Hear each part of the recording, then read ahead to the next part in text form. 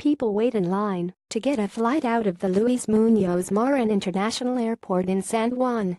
Joe Rettel Getty images. In the wake of Hurricane Maria, a vast internal migration of U.S. citizens is likely in the months ahead, as tens of thousands of Puerto Ricans, possibly 1 million or more over time, choose to move to the U.S. mainland.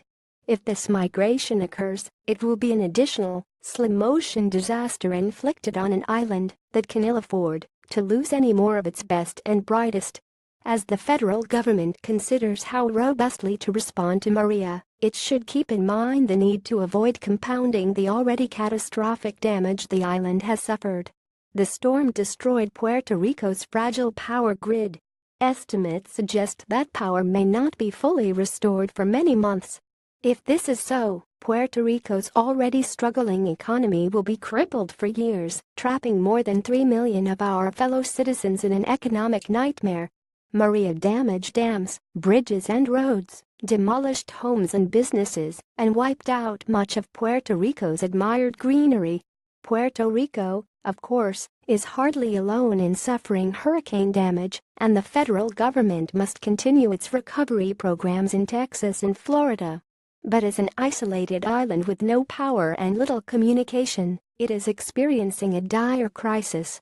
Should basic services fail to return soon, social and economic disorder will prompt willing and able Puerto Ricans to seek temporary, or possibly permanent, refuge among friends and relatives already living on the mainland. They are likely to choose warm weather localities that are familiar, hospitable and welcoming, such as Texas and Florida, currently confronting their own natural disaster recovery. About 1 million Puerto Ricans already live in the Sunshine State, and Puerto Ricans are projected to soon pass Cubans as the largest group of Latinos in the state. Any such migration can only accelerate and deepen the social and economic crisis in Puerto Rico. This is because it will consist in large measure of the educated and professional middle classes, those who came to maturity in the past 5 decades as a result of the island's justly celebrated program of economic development and modernization. Large numbers of Puerto Rican medical doctors, engineers, and teachers have already left the financially strapped island for Texas, Florida, and other states.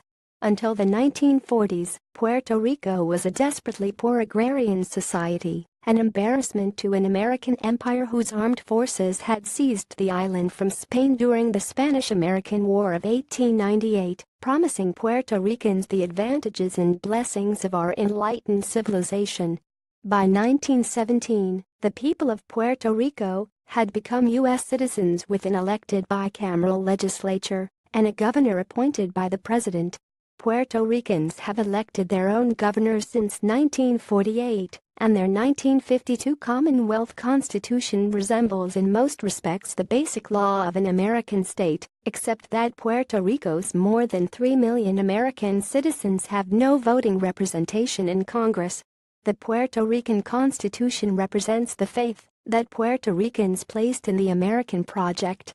In the 1950s and 60s, when many of its Spanish-speaking neighbors flirted with a turn to Marxism, Puerto Rico embraced democratic self-government, tax and labor policies specially tailored by a sympathetic Congress, and free market economics.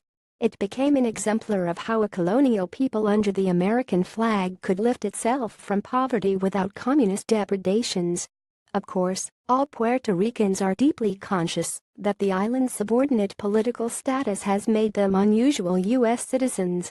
Nonetheless, Puerto Ricans know that they are entitled to the protection of the United States and that they are free to move to the continental United States and, in the words of a unanimous decision by the Supreme Court, become residents of any state there to enjoy every right of any other citizen of the United States, civil, social, and political.